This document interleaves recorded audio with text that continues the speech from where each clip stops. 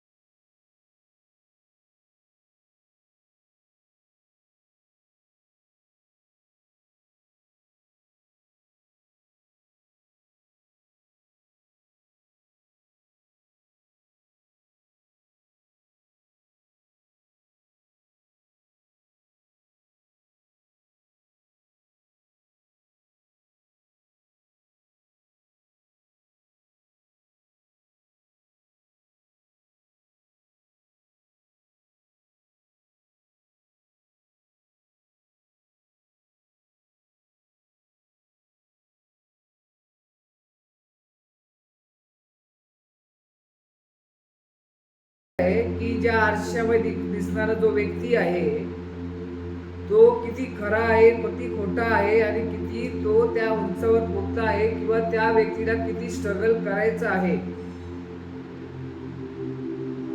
आपल्या आयुष्यामध्ये सर्व गोष्टी आरशासारख्याच आहेत. आज आपल्याला आयुष्यामध्ये जी काही लोक भेटतात, जे काय आपल्याला सांगतात, तो एक आरसाच झाला आपला. पण लोकांकडे आपल्याकडे जास्त दृष्टिकोन करायची गरज नाहीच आहे. आपण छोटासा उपाय करायचा आहे. आरशामध्ये बघून आपल्याला स्वतःच्या बद्दल चांगलंच म्हणायचंय, वाईट म्हणायचंच नाही. किंवा तुम्ही तुमच्या कुठल्याही व्यक्तीला आयुष्यामध्ये तुम्ही कोणाला दुखवलेलं असेल तर सरळ तिकडे त्या आरशामध्ये सरळ स्पष्टपणे निडरपणे त्या आरशाकडे बघून सांगायचंय की बाबा असं आहे, मी तुझी माफी मागतो. समोर आरशामध्ये सांगायचं, बघ तू आणि मी समोर आहोत, तू आणि मी समोर आहोत, तर एक काम करूया, आपण यांना आता आपण माफी मागूया. एवढं बोलून मोकळं व्हा. ह्याच्याकडून काय होईल, तुमच्या मानसिकता तणाव जो वाढलेला आहे ना त्याच्यावर थोडासा एक प्रेशर येईल. कूल डाऊन, थंड. राहिला प्रश्न, आपल्या आयुष्यामध्ये आपण काय करतो, मला आता झाले आपले एवढे चॅप्टर, सर्व गोष्टीमध्ये हार्ड अँड फास्ट लगेच म्हणजे बोलतात ना, चुटकियों में काम होण्याची. सर्व काही चुटकियोमध्ये काम असं काहीच नाही. Everything has a time. सर्व गोष्टींना वेळ आहे. सक्सेसलाही वेळ लागतो. आपल्या आयुष्याच्या सर्व क्षेत्रांमध्ये वेळ लागणारच. जोपर्यंत ती गोष्ट तुमच्या आयुष्यामध्ये परफेक्ट होईपर्यंत तुम्ही किती जिद्दी आहात ती परफेक्ट करण्यामध्ये, तोपर्यंत तुमच्या आपल्या आयुष्यामध्ये त्या गोष्टी परफेक्ट होणार नाही आणि त्या गोष्टी आपल्याला अनुभवही होणार नाही की हा चांगलं झालेलं आहे. नंतर अजून एक मुद्दा येतो की आपण 10 गोष्टींचा विचार एकत्र नाही करायचा. 10 गोष्टींचा जास्त विचार करत राहिलो ना आपण, तर आपल्याला 10 गोष्टींची 10 उत्तरं एका वेळेला उत्तरं भेटणार नाही. एक प्रश्न एक वेळेला वाटलेस लिहून घ्या की बाबा हा माझा प्रश्न आहे,